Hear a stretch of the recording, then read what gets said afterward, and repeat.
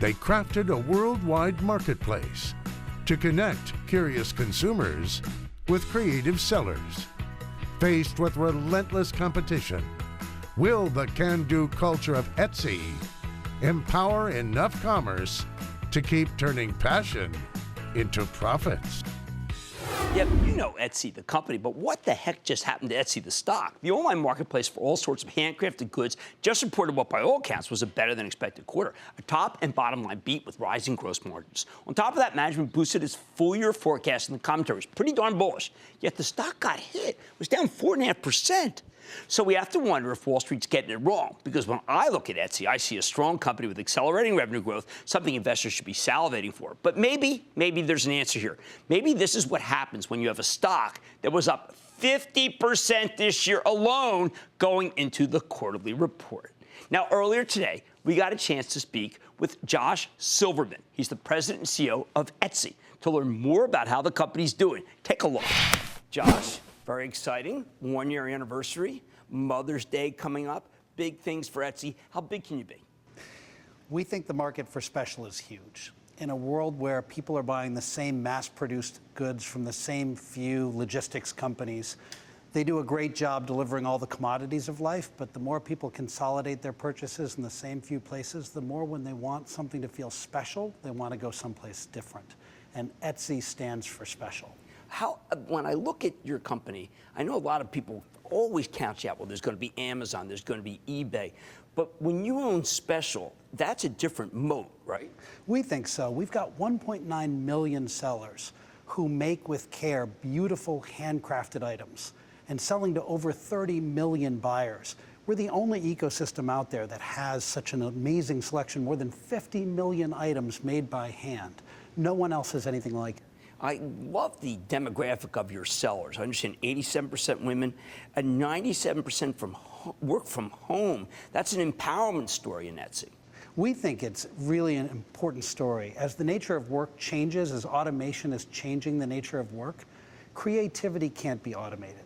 So the opportunity to take your creative power, your creative energy, and turn that into a business, we think is really important. Now, but one of the things that you've done is you've harnessed this small business, and then you personally have matched it with technology, almost like the traditional big data model, but it's a virtuous circle. It really is. So sellers come to Etsy because we bring them a full ecosystem. We give them the opportunity not to have a signpost on the internet, but to actually sell their goods. Our sellers want to spend their time making and serving customers. They don't want to spend their time being business people. So they come to Etsy and they find a full marketplace with over 30 million buyers. Our buyers come because they find more than 50 million items made by more than 1.9 million sellers. And so it becomes a virtuous cycle. One of the amazing things about a marketplace, it's like lightning in a bottle if you can get it right, because it gets better as it gets bigger. The user experience, for as a customer, I find so easy. I remember when you wouldn't be able to look up Mother's Day. Now you go to the site and it's got a Mother's Day interface, and you can figure out very quickly what to get and where, and it's much more curated. How did that come about? So I appreciate that you're finding that. We've been investing a lot in search and discovery. And it's an interesting challenge for Etsy because with 50 million items that don't map to a catalog, they're not mass produced. We've been using the latest in machine learning to really figure out what is the best 30 or 50 items to show for any given search. And the acquisition of Blackbird that we did almost 2 years ago now really brought us cutting-edge, world-class machine learning technology that we've been leveraging. You've been able to marry that with the new with Google Cloud, but I know that's going to take a little bit of a transition. How's that going? It's going great. So we are moving off of our own infrastructure and into the Google Cloud. And that's going to give us more scalability and more speed, but it's also bringing more cutting-edge machine learning capabilities. Do you think that will boost the take rate? I mean, for instance, you have about 8.5%. I know eBay 15, Amazon 15. So there seems to be a lot of runway. Well, you know, we focus on growing the pie for everyone. So gross merchandise sales is the measure of how much goods have been sold or bought on the Etsy platform, and that's been accelerating for the third straight quarter. Gross merchandise sales grew by almost 20% in the most recent quarter. The more we can grow gross merchandise sales, the more everybody wins. I don't know how people realize the scale of that. 20% gain is gigantic. It says to me that there's something going on. I understand in every county in this country there are people now who are sellers, that there's just a kind of a mass adoption of non-commodity merchandise. That's right, and it's true. In every county in America, I think we might have one or two where we don't have a seller. It's quite remarkable. I think it's a movement that's happening across America and across the world. That's what I'm trying to get at. There aren't that many. I mean, we went through the arc of things as you start with the loom that ruined the seamstresses, okay? And then you have the Industrial Revolution, and then you go to commodity. And I think there's a big rebellion, and that your company is the rebellion in merchandise. We're certainly allowing people to find a way to harness their creative energy to build a global business from their own living room. We have a seller named Lily, and she was working as a seamstress in a big fashion house. And at night, she was sewing her own design and then sleeping on the trains to get back and forth to work. She started Lily's Creations on Etsy, and now she sells her own made-to-measure fashion line on Etsy.